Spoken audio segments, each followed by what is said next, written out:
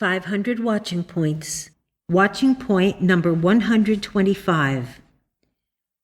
Watch, lest you believe that the so-called claim of reversal is something apart from your own thought that is liable to strike you at any time.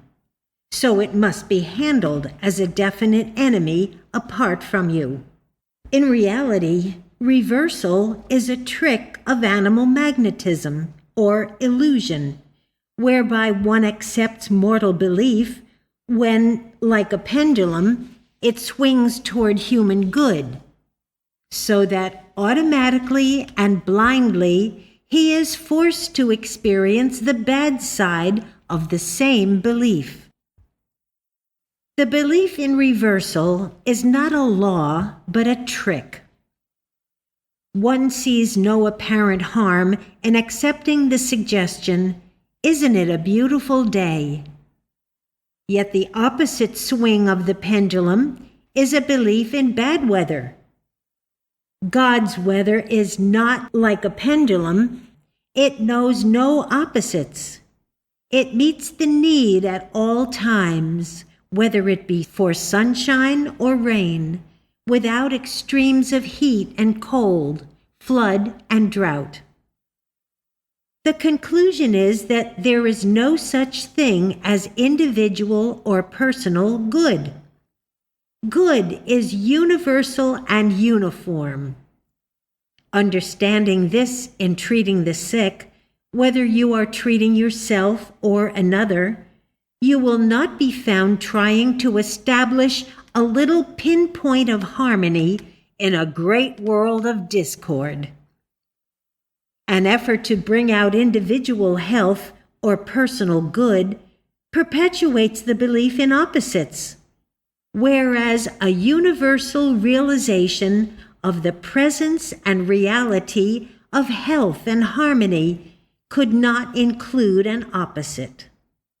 So you must watch lest you fancy that you have established a true consciousness of harmony, health, or good when it is less than universal, or while you accept its opposite as being possible or even thinkable.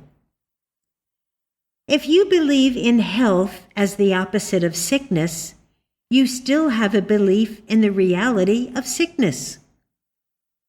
If you think of life as the opposite of death, or abundance as the opposite of lack, you are maintaining a sense of error as real.